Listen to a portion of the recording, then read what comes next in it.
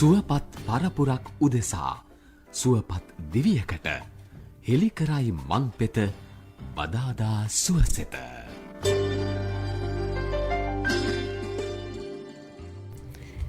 අයිබෝවන් ඔබ සියලු දෙනාටම භද්‍රජිත් සෞම්‍ය බොහොම ස්තුතියි ඔබ සම්බන්ධතාවය ලබා දුන්න අපට. අපි සූදානම් වෙන්නේ අදත් එහෙමනම් ඔබේ සුවසෙත පතාම මාතෘකාවක් ඔස්සේ කතා බහ කරන්නට. එවැනි රෝගී තත්ත්වයකින් පෙළෙනවා නම් ඔබට සුවය සඳහා ඔබ කළ යුත්තේ කුමක්ද? විශේෂයෙන්ම ආයුර්වේද වෛද්‍ය ක්‍රමයට අනුව ඒ සඳහා ප්‍රතිකාර ගත හැක්කේ කෙසේද? එසේනම් කුමක්ද මේ රෝගී තත්ත්වය? මෙය එක් දිනයකින් එහෙම නැත්නම් එක් කෙටි කාලයක් තුළ ඇතිවන රෝගී තත්ත්වයක් නොවන බව තමයි බොහෝ දෙනෙක් කියන්නේ.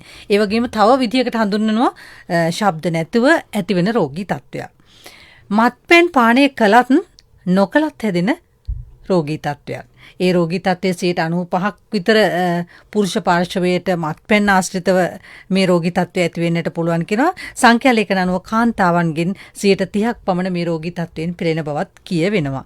එහෙමනම් කුමක්ද එය? ඒ තමයි සිරෝසිස් රෝගය. සිරෝසිස් රෝගයෙන් මිදීම සඳහා ආයුර්වේදයේ මොන වගේ ප්‍රතිකාර අපිට ලබා ගන්නට පුළුවන්ද? මේ පිළිබඳවයි අද අපි කතා බහ කරන්නේ. මේ ගැන අපිට කියා දෙන්නට අපේ මැදිරියට එකතු වුණා ආයුර්වේද දෙපාර්තමේන්තුවේ හෝමාගම ප්‍රාදේශීය සභාවේ ජ්‍යෙෂ්ඨ වෛද්‍ය නිලධාරී වෛද්‍ය ප්‍රසාද් විජේසේකර මහතා. අයිබෝන් වෛද්‍යතුමනි. අයිබෝන්. කතා බහ අතරතුරම ඉතින් ඔබටත් ඔබේ ප්‍රශ්නයක් තිබෙනවා නම් මේ සම්බන්ධයෙන් විමසන්නට අපි අවස්ථාව ලබා දෙනවා. 0112 68 94 28 0112 68 94 28. අපි පසුගිය සතියක මට මතකයි අපි කතා කළා මේ අක්මාවේ තෙල් තැන්පත් වීම පැටිලිව තත්ත්වය පිළිබඳව. අද අපි කතා කරමු සිරෝසිස් රෝගය කොහොමද අපිට හැදෙන්නේ? මුලින්ම අපි කතා කරමු සිරෝසිස් කියන්නේ මොකක්ද? අපි අර ගිය සතියේ කතා කරා පැටිලිව. එතකොට මිස් මම මතක් කළා අපි පැටිලිව හැදෙනකොට පැටිලිව ස්ටේජ් 3කින් තියෙනවා. ස්ටේජ් 3කින් තියෙනවා කියලා කියන්නේ අපි ස්ටේජ් 1, ස්ටේජ් 2, ස්ටේජ් 3 කියලා. එතකොට මේ ස්ටේජ් 3 කියන තත්වයේදී අපි ප්‍රතිකාර කරේ නැත්තම්, අපි සරලව කිව්වොත් ප්‍රතිකාර කරේ නැත්තම් අක්මාව සිරෝසිස් කියන රෝගී තත්වයට යන්නට පුළුවන්. එතකොට දැන් මොකක්ද මේ සිරෝසිස් කියන්නේ කියලා කතා කරනකොට අපි සරලව අපිට කියන්න පුළුවන් අක්මාව සම්පූර්ණ වශයෙන්ම අකර්මණ්‍යතාවයකට පත්වෙන අවස්ථාව කියලා. හැබැයි අර ඔබ කලින් මතක් කළා වගේ දැන් ෆැටි ලිවර් ග්‍රේඩ් 1 2 3 තිබිලා එකපාරම මේ අකර්මණ්‍ය වීම සිද්ධ වෙන්නේ නැහැ. අපි අර අක්මාවේ 66%කට වඩා මේද තැම්පත් වෙලා තියෙනවා නම් ඔන්න ඔතනදී ප්‍රතිකාර නොකළොත් සිරෝසිස් ටික සිරෝසිස් බවට පත් වෙන්න පුළුවන්. ඒ වගේම මේ සමහර වෙලාවට කෙනෙකුට හිතෙන්න පුළුවන් දැන් අපි මේ ෆැටි ලිවර් ප්‍රතිකාර නොකරොත් විතරද අක්මාවේට සිරෝසිස් හැදෙන්නේ කියලා. ප්‍රධාන වශයෙන්ම අද කාලය වෙනකොට මේ ෆැටි ලිවර් කියන අසනීපය බහුලව තියෙන නිසා අපි ගිය පාර මතක් කළා මිලියන 200කට අධික ප්‍රමාණයක් ලෝකේ තියෙනවා කියලා. ඒකත් එක්ක සිරෝසිස් හැදෙන ප්‍රවණතාවය වැඩි. නමුත් සමහර වෙලාවට අපි කියන ඔටෝ ඉමියුන් ඩිසෝඩර්ස් කියලා. ඒ කියන්නේ අපේ ප්‍රතිශක්තිකරණ පද්ධතියේ යම් වෙනස්කම් නිසා, ඒ වගේම තමයි හෙපටයිටිස් B සහ C වගේ වෛරස් ආසාදන නිසා. ඒ වගේම තමයි දැන් අපි දන්නවා ෆැටි ලිවර් මත්පැන් පානයෙන් හැදෙන්නත් පුළුවන්. එහෙම නැත්නම් අර සෙඩෙන්ටරි ලයිෆ් ස්ටයිල් එකකින්ද අපේ මේද තැම්පත් වීම නිසා හැදෙන්නත් පුළුවන්. මෙන්න මේ වගේ හේතු නිසා. තව තියෙනවා ජානමය රෝගී තත්ත්ව. අපේ ෆැමිලි හිස්ටරි එකෙන් ආපු රෝගී තත්ත්ව. මේක නිසා සිරෝසිස් කියන රෝගී තත්ත්වය හැදෙන්න පුළුවන්. මේ සිරෝසිස් කියන රෝගී තත්ත්වෙදි සිද්ධ වෙන්නේ අපේ අක්මාව ෆයිබ්‍රස් ටිෂුස් වලින් සම්පූර්ණයෙන්ම ටික ෆයිබ්‍රස් වෙන එක. අපි සරලව කිව්වොත් එහෙම කියනවා අක්මාව නිකන් පොල්ලෙල්ලක් වගේ වෙනවා කියලා. ඒ කියන්නේ මේ අර සෞඛ්‍යමත්ව නිරෝගීව තිබිච්ච අක්මාව ඒ තත්ත්වයට පත් වෙනවා.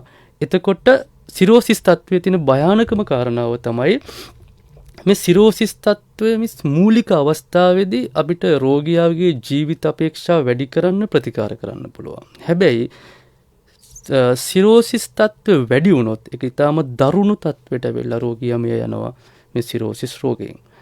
මේක ඊටත් වඩා අපි කතා කරනකොට තියෙන දෙයක් තියෙනවා මිස මේ සායනිකව අපි අත්දැකීම් අනුව මම මේ කියන්නේ ගොඩාක් රෝගීන්ට අපි ෆැටි ලිවර් වලදී රෝග ලක්ෂණ නැහැ වගේම සමහර රෝගීන්ට සිරෝසිස් වලත් රෝග ලක්ෂණ පෙන්වන්නේ නැති අවස්ථා තියෙනවා. ඒ වගේම තමයි සමහර රෝග ලක්ෂණ පෙන්නුවත් මේක එකපාරම මේක සිරෝසිස් වලට සම්බන්ධද කියලා සමහර වෙලාවට වෛද්‍යවරයෙකුටත් තේරුම් ගන්න බැරි වෙන වගේ රෝග ලක්ෂණ තියෙනවා. ඉතින් ඒකට මම හිතුවා අපි මේකේ මෙන්න මේ වගේ රෝග ලක්ෂණ මොන රෝග ලක්ෂණද තියෙනවා නම් දැන් මම මේ කියන රෝග ලක්ෂණ ටික අහලා ඔන්න දැන් මට සිරෝසිස් කියලා බය වෙන්න හොඳ නැහැ. මොකද අපි සමහර ඒවා තියෙන පොදු රෝග ලක්ෂණ. නමුත් අපිට අපි ඇල්කොහොල් පාවිච්චි කරනවා නම් එක්සර්සයිස් කරනවා අඩුයි නම් ඇඟේ කොලෙස්ටරෝල් මට්ටම වැඩි නම් අපි අතිස්තුලන ඔබේසිටි තියෙනවා නම් මෙන්න මේ වගේ වෙලාවල් වලදී සිරෝසිස් සම්බන්ධයෙන් කලින් චෙක් කරලත් නැත්නම් ඒ රෝග ලක්ෂණ ගැන අවධානයෙන් ඉන්න ඕන. ඔව් දැන් අපි නිවසේ ඉඳන් අහගෙන ඉන්න කෙනෙකුට ඔබ සඳහන් කළා වගේම කෙනෙක් හිතන්නට පුළුවන් මට මේ විදියයි මේ වගේ නිසා මේ සිරෝසිස්මද කියලා. අපිට ටිකක් තා පැහැදිලි කරගනිමු වෛද්‍යතුමනි. දැන් මේ සාමාන්‍යයෙන් කෙනෙකුට අපි කෙමුට නිරෝගී වගේ හිතන කෙනෙකුට උනත් ඔබ සඳහන් කළානේ ඇති වෙන්නට පුළුවන් කියලා. එහෙම කෙනෙකුට ඒකේ වෙනසක් දැනෙනවා නම් කොහොමද ඒක දැනෙන්න පටන් ගන්නේ? ගොඩක් වෙලාවට මම මේ ළඟදී මම ළඟට ආපු රෝගියෙක් ගැන මතක් කරන්නම් මිස්. දැන් මට මුණ ගැසෙනවා අවුරුදු 32ක තරුණයෙක්. එයා වෙන රෝගී තත්ත්වයක් සම්බන්ධයෙන් අල්ට්‍රාසවුන්ඩ් ස්කෑන් එකක් කරන්න ගියාම එයාගේ ලිවර් සිරෝසිස් කියලා ඩයග්නෝස් කරලා තියෙනවා. හැබැයි හරි පුදුම කාරණේ තමයි එයාට දැනෙන්න පුළුවන් කිසිම රෝග ලක්ෂණයක් තිබිලා නැහැ. නමුත් අපි දැන් මේ අවුරුදු 32ක වගේ තරුණයෙක් කියලා කියනකොට එයාගේ අනිත් ඉන්ද්‍රියයන් වල මේ මුල් අවස්ථාව එයා ඊටාම නිරෝගීව ඉන්න නිසා එයාට රෝගී ලක්ෂණ නැහැ. නමුත් සමහර විට දැන් එයා ඒ ගැන අවධානය යොමු කරා නම් යම් රෝගී ලක්ෂණ තියෙන්න පුළුවන්. නමුත් ඒවා අපිට නොදැනෙන මට්ටමේ වෙන්න පුළුවන්. නමුත් අපි බහුලවම සිරෝසිස් මට්ටමට එනකොට රෝගියෙක් එයාගේ රෝග ලක්ෂණ 90%ක්ම පෙන්වන්න ගන්නවා. අපි ඔබතුමා සඳහන් කළ ආකාරයට 50% ඉක්මවා වගේ අනිවාර්යෙන් පෙන්වන්න ගන්නවා. අපි උදාහරණයක් විදිහට ගත්තොත් මිස් අපි හිතමු කවුරු හරි රෝගියෙකුට කොලෙස්ටරෝල් තියෙනවා. ඒ වගේම මේ වෙනකොට ෆැටි ලිවර් වගේ ඩයග්නෝස් කරලා තියෙනවා. හරිද? අන්න ඒ වගේ අවස්ථාවකදී අපි හිතමු කාලයක් යනකොට වෙනද වගේ නැතිව වැඩිපුර කම්මැලිකමක් එනවනම් පුංචි බාධා කිරීමක් කරන වෛද්‍යතුමනි ওই රෝග ලක්ෂණ ටික අපිට ඉතා හොඳින් පැහැදිලිව මේ විස්තර කරගන්නට ඕන. අසන්නෙක් ඉන්න බොහෝ වේලාවක් සිට අපේ දුරකථනයේ අපි අවස්ථාව ලබා දෙනවා. ආයිබෝන් කවුද මේ? ආයිබෝන් මහත්තයා මම ගලේවින් දයානන්ද. සර් මෙහෙමයි මට චෙක් කරපුවා පැටි ලීවර් දෙවෙනි අවස්ථාව තියෙන්නේ කිව්වා. මේ ස්කෑන් ගත්තා. ඊට පස්සේ දැන් මම හීම්බෝ හිටියා බොනවා. හැබැයි මේ කැඳ වශයෙන් පොල් කිරි දාලා බොන්නේ මට දැනගන්න ඕනේ හීම්බෝ හිටියා එහෙම බොන්න එක හොඳද සුමානෙට කීපාරක් බොන්න ඕනද? මගේ ඇඟ කහකා තිබ්බා. සුවරක් තුනක්. දැන් 3ක් විතර බොනකොට ඇඟ කහම නැවතුණා. මට දැනගන්න ඕනේ කීපාරක් බොන්නවත් මේ සම්පූර්ණ හීම්බෝ හිටියා දීලා ඉබ්බ හොඳද? එහෙම නැත්නම් කැඳම බොන්න ඕනද කියලා මට දැනගන්න ඕනේ සුමානෙට කීපාරක් බොන්න ඕනද කියලා සර් මට දැනගන්න ඕනේ. මොකද ස්තුතියි. හීම්බෝවිටිය කියලා කියන්නේ අක්මාවේ නිරෝගීතාවයට ගොඩාක් හොඳ ශාකශාර ඖෂධයක්. එතකොට සාමාන්‍යයෙන් හීම්බෝවිටිය කොළ තම්බලා බොන එකක. ඒ වගේම වඩාම ගුණදායක වෙන්නේ කොළ තම්බලා බොනවටත් වඩා හීම්බෝවිටිය කොළ කැඳ හදලා බොන එක. එතකොට දැන් මේ කියපු මහත්මයාට කිව්වා grade 2 මට්ටමේ fatty liver තියෙනවා කියලා. ගොඩාක් වෙලාවට grade 2 fatty liver වගේ එනකොට ඒක රිවර්ස් කරගන්න හීම්බෝවිට කොළ කැඳ බොන එක හොඳයි. හැබැයි තව දුරටත් තව ඖෂධ ගන්නවා නම් හොඳයි කියලා මට හිතෙනවා. ඒකට හේතුව ඇඟ කැසීමත් එක්ක තුවාල තිබුණයි කියලා කියන එක. ඒකට හේතුව තමයි සමහර වෙලාවට අපි grade 2 වලට වඩා ඉස්සරහට යනකොට සමහර වෙලාවට grade 3 වගේ යනකොට වගේ තමයි මේ ඇඟේ කැසීම් වගේ එන්නේ. ඒක හරියටම මෙහෙමයි කියලා වෙන් කරන්න බෑ. නමුත් තුවාලක් තියෙනවා නම් ඇඟ කැසීම් තියෙනවා නම් එයා තවදුරටත් රුධිර වාර්තා නැත්නම් අල්ට්‍රාසවුන්ඩ් ස්කෑන් එහෙම කරලා අක්මාව චෙක් කරගත්තොත් හොඳයි. ඉතින් මට හිතෙනවා අපි දැන් ඒ තත්ත්වයේ තියෙනකොට හීම්බෝවිටිය කොළ කැඳ විතරක් බීලා ඉන්නවට වඩා වෙන මොනවද තව එහෙම වුණොත් වෛද්‍යවරයෙක් හම් වෙන්න ඕන. අනිවාර්යයෙන්. මොකද ඒකට හේතුව දැන් ඒ කියපු රෝග ලක්ෂණත් එක්ක දැන් අපි හිතමු අපි ෆැටි ලිවර් ග්‍රේඩ් 1 වගේ තියෙනවා නම් අපිට හීම්බෝවිටිය කොළ කැඳ බීලා තවත් කොළ කැඳ වර්ග බීලා අක්මාවට උදව් කරන්න පුළුවන් මේක නිරෝගී කරගන්න. හැබැයි අර වගේ රෝග ලක්ෂණ එනවා නම් එයා තව රුධිර වාර්තා සහ අල්ට්‍රාසවුන්ඩ් ස්කෑන් රිපෝට් උත් එක්ක අක්මාව නැවත වරක් චෙක් කරගන්න එක හොඳයි. එතකොට ඒ කෙසේ වෙතත් අපි අර වගේ පොල් කිරිත් එක්ක හීම්බෝවිටිය කොළ තම්බලා බොනවට වඩා අපි පොල් කිරි දාලා කැඳක් විදිහට බොන එක තමයි වඩාම ගුණදායක වෙන්නේ අක්මාවට. වෛද්‍යතුමනි දැන් ඒ මහත්මයාට උනත් වෙන්නට පුළුවන්. දැන් ඔබතුමා රජයේ ආයුර්වේද දෙපාර්තමේන්තුවට අයිති ආයුර්වේද වෛද්‍යවරයෙක්. ඒ නිසා දැන් අපි කියමුකෝ හෝමාගම ප්‍රදේශ සභාවට අදාළ ඒ වෛද්‍ය මධ්‍යස්ථානයට આવත් ඒ ප්‍රතිකාරය කරගන්න පුළුවන්ද? ඔව් අනිවාර්යයෙන්ම දැන් එතුමා දැන් අපේ රට අපේ ලංකාවේ ආයුර්වේද රෝහල් තියෙනවා. ඒ ඕනම ආයුර්වේද රෝහලකට ගියොත් අවශ්‍ය උපදෙස් එක්ක ප්‍රතිකාර ගන්න පුළුවන්. රෝහලකට හෝ නිදහස් බෙහෙත් ශාලා මධ්‍යම රජයේ රෝහල් තියෙනවා යන්න පුළුවන්. ඔව් මම ඒ සඳහන් කළේ මොකද අපි අද මැදිරියේ ඉන්න ආයුර්වේද වෛද්‍යතුමන් ආයුර්වේද දෙපාර්තමේන්තුවට අයත් හෝමාගම ප්‍රාදේශීය සභාවේ ජ්‍යෙෂ්ඨ වෛද්‍ය නිලධාරීතුමන් නිසා තමයි එහෙම කිව්වේ. ඊට අමතරව ලංකාව වටේම තියෙන රජයේ ආයුර්වේද දෙපාර්තමේන්තුවට අදාළ ශාඛාවන් වලට ගිහිල්ලා ආයුර්වේද වෛද්‍යවරයෙක් කරා ඔබට ප්‍රතිකාර ගන්න පුළුවන් බව තමයි වෛද්‍යවරයා සඳහන් කළේ. දැන් අපි කියමු එහෙනම් අර රෝග ලක්ෂණ ටික. අපි පටන් ගත්තේ සමහර වෙලාවට අපි ෆැටි ලිවර් ගැන හිස්ටරි එකකුත් තියෙනවා නම් ඒ වගේම ඔන්න වෙනදට වඩා අපිට ඇඳින් නැගිටිනකොට කම්මැලි හිතෙනවා නම් කම්මැලි ගතියක් එනවා නම් හුස්ම ගන්න කියන්නේ අපි දැන් පොඩි වැඩක් කරත් මහන්සි ගතියක් තියෙනවා වෙනදට වඩා හුස්ම ගැනීමේ අපහසුතාව තියෙනවා නම් ඒ වගේම බොහොම ඉක්මනට කෙට්ටු වෙනවා නම් ඒ කියන්නේ සමහර වෙලාවට මේ සිරෝසිස් මුල් අවස්ථාවවලදී මිස් ගොඩක් මහතර හිටපු අය නැත්තම් නිරෝගීව හිටපු අය නිකන් බලාගෙන ඉද්දි අපි කියන්නේ ඇදිලා යනවා කියලා. අන්න එහෙම වෙන්න ගන්නවා. ඊළඟට තමයි අර ඉස්සෙල්ලා අර රෝගියා කිව්වා වගේ අපේ ඇඟේ හැමේ පොඩි වියලි ගතියක් ඇති වෙනවා. ඒ වගේම හැම කසන්න ගන්නවා.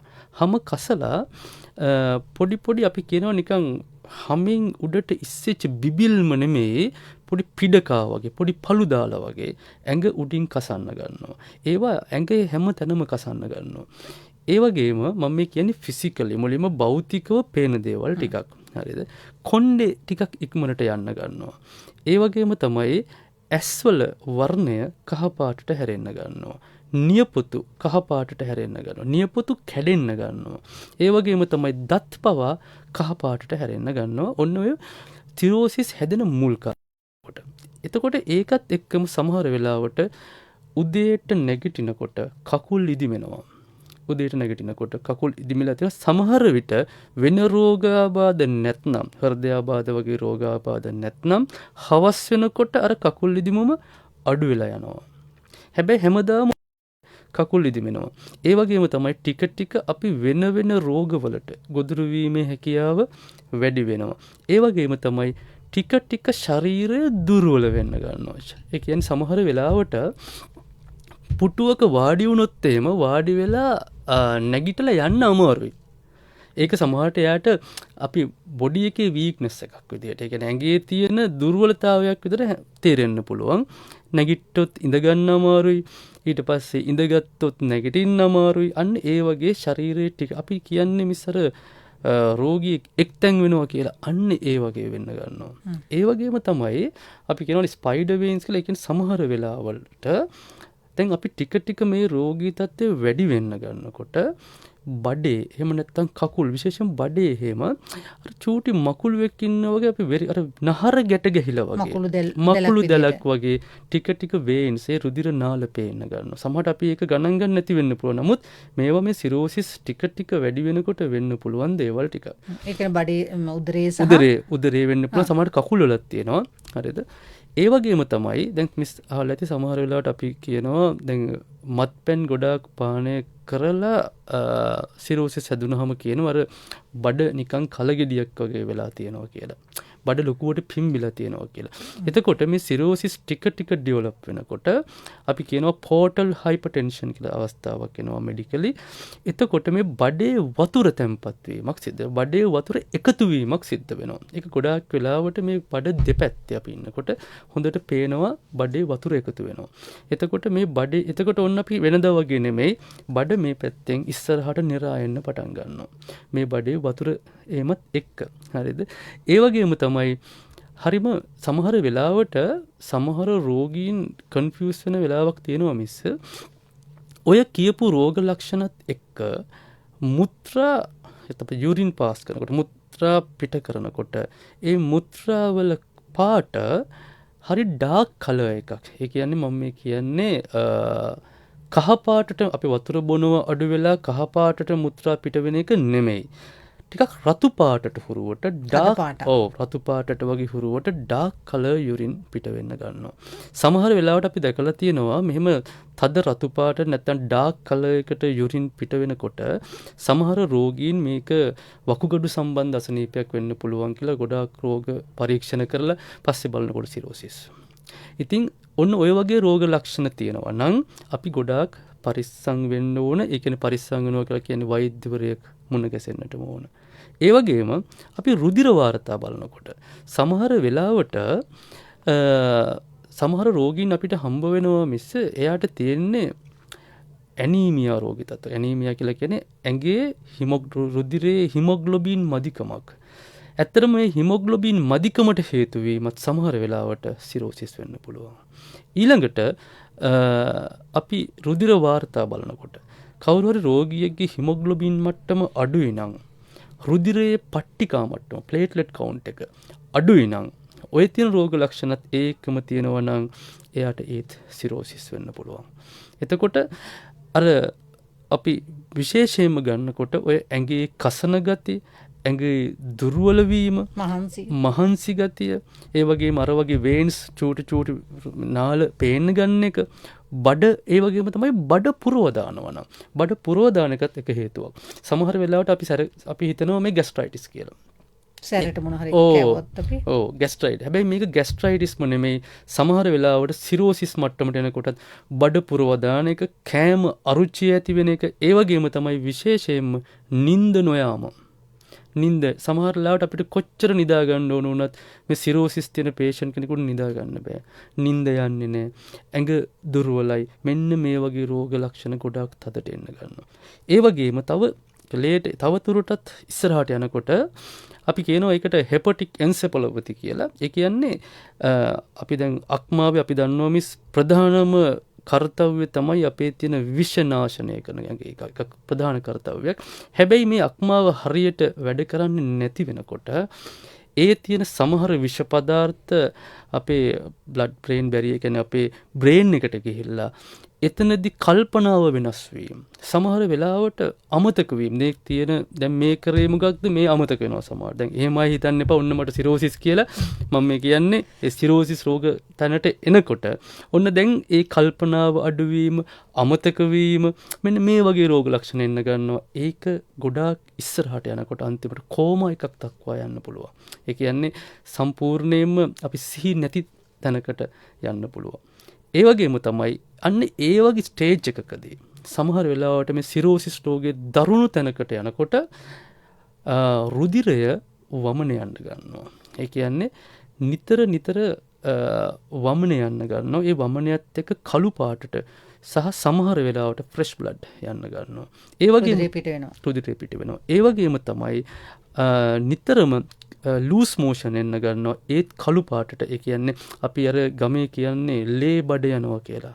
අන්න ඒ වගේ මේව මිස් මේ වෙන්නේ මම කියන්නේ එන්ඩ් ස්ටේජ් වගේ. ඒ කියන්නේ අක්මාව අපිට බේර ගන්නම බැරි සමහර අය ඉන්නවා. මේ රෝග ලක්ෂණ එනකොට තමයි දන්නේ සිරෝසිස් කියලා. එතකොට ඔන්න දැන් අර වමන යන්න ගන්නවා, ලූස් මෝෂන් වෙන්න ගන්නවා, රුධිරයත් එක්ක. එතකොට ගොඩාක් වෙලාවට එයා ගොඩාක් දුරට ගිහිල්ලා එවැනි රෝගියෙකු බේරා ගැනීමට හැකියාවක් තියෙනවා. ඉතාම අපහසුයි. ඒකට හේතුව දැන් අපි සිරෝසිස් රෝගයේදී මිස් මම ඒකත් එක්ක මේක තව දෙයක් මතක් කරන්නම්. අපි ගොඩක් දැකලා තියෙනවා මත්පැන් අරගෙන සිරෝසිස් හැදිච්ච අයගේ. ඒකම මත්පැන් කියලා කිව්වේ මත්පැන් වල තියෙන භයානකකමත් කියන්න ඕන නිසා ඒ නැතත් කාන්තාවන්ටත් මේක වෙනවා මත්පැන් පාවිච්චි නොකරත්. සිරෝසිස් වලදී අර මම කලින් කිව්වා පෝර්ටල් හයිපර්ටෙන්ෂන් කියලා අවස්ථාවක් තියෙනවා කියලා. මෙන්න මේ වෙලාවේදී එසොෆේජියල් වැරිසිස් කියලා. ඒ කියන්නේ අපේ ආහාර මාර්ගයේ චූටි බ්ලඩ් රුධිර නිරුම් හැදෙනවා ඇතුල් පැත්තට. හරිද?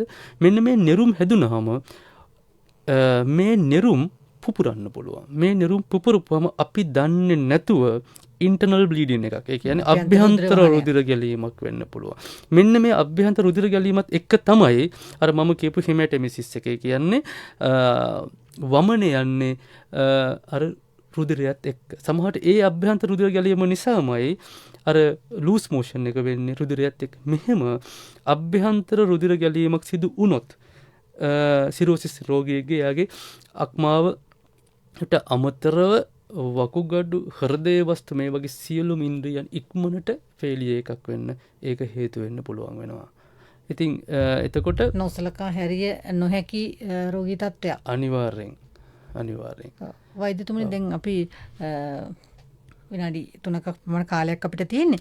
අපි දැන් මතක් කරමු සිංහල වෙදකම තුළ ආයුර්වේද වෙද ප්‍රතිකාර තුළ මේවට තියෙන ප්‍රතිකාර ක්‍රම.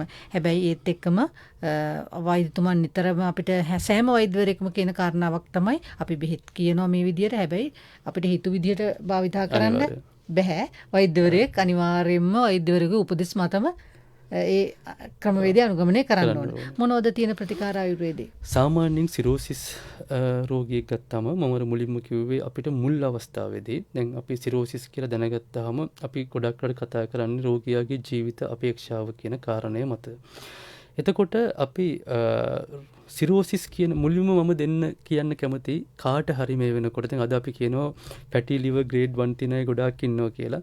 එතකොට මේක අපේ නොසලකලිමත් භාවයෙන්ද ෆැටි ලිවර් ග්‍රේඩ් 2 ග්‍රේඩ් 3 ගිහලා සිරෝසිස් බවට පත් වෙන්න පුළුවන්.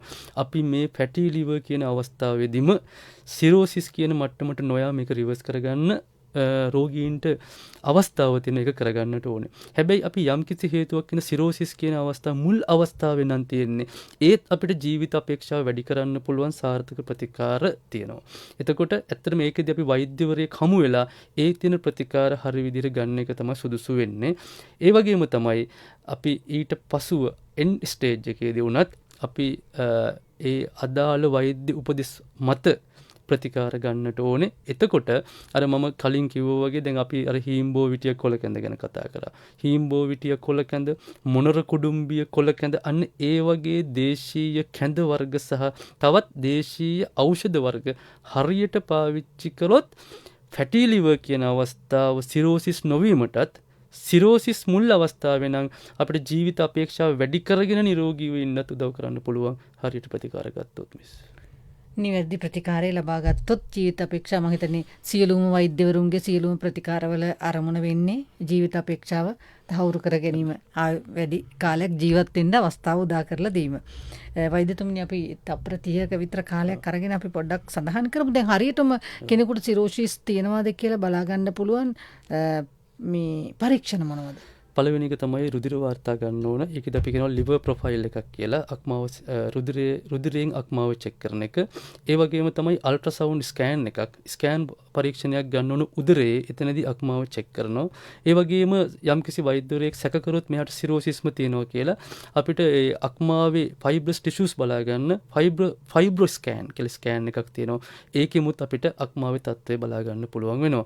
ඉතින් හරි අපි ගොඩක් වෙලාවට රුධිර වාර්තා ගන්නකොට අක්මාවට අදාළ එන්සයිම්ස් වෙනස් වෙලා තියෙනවා නම් අල්ට්‍රාසවුන්ඩ් ස්කෑන් එකකට ගිහිල්ලා මේක තහවුරු කරගන්න පුළුවන්. ඇත්තටම දැන් මේ තියෙන්නේ සිරෝසිස් අවස්ථාවේද ඊට වඩා අඩු අවස්ථාවකද එහෙම කියලා අක්මාවම කෙලින්ම බලාගෙන ඒකේ තත්ත්වෙම අපිට ෆයිබ්‍රෝ ස්කෑන් එකකින් බලා ගන්න පුළුවන්. බලාගෙන ආයුර්වේද ප්‍රතිකාර සඳහා යොමු වෙන්න පුළුවන්. වෛද්‍යතුමනි ඔබතුමන් කැමති නම් යම් කෙනෙකුට තව උපදෙසක් හෝ මඟ පෙන්වීමක් අවශ්‍ය නම් කැමති නම් දුරකථන අංකයක් උනත් දෙන්නත් පුළුවන්. 077යි 077යි 33යි 85යි 33යි 85යි 541 541 මම නැවතත් මතක් කරන්න අපේ වෛද්‍යතුමා ඔබට සම්බන්ධීකරණය කරගන්නට පුළුවන් 077යි 33යි 40 85යි 541 077යි 33යි 85යි 541 නිවැරදි නේද? එහෙමනම් අපි ඉතාමත්ම ස්තුතිවන්ත වෙනවා ඔබතුමන්ට. ආයුර්වේද දෙපාර්තමේන්තුවේ හෝමාගම ප්‍රාදේශීය සභාවේ ජ්‍යෙෂ්ඨ වෛද්‍ය නිලධාරී වෛද්‍ය ප්‍රසාද් විජේසේකර මහතාට අපේ ජාතික ගුවන්විදුලියට ඇවිල්ලා මෙවැනි වටිනා කතා බහක යෙදුනාට. අද තාක්ෂණික දායකත්වය ලබා දුන්නේ රජීව නානායක්කාර කලන දිසානායක නවමාධ්‍ය මෙහෙයුමින් මා සමග එකතු වුණා. බදාදා සුවසෙත නිෂ්පාදනය කරමින් ඉදිරිපත් කළ මම ශාන්ති වීරසිංහ. ආයුබෝවන්.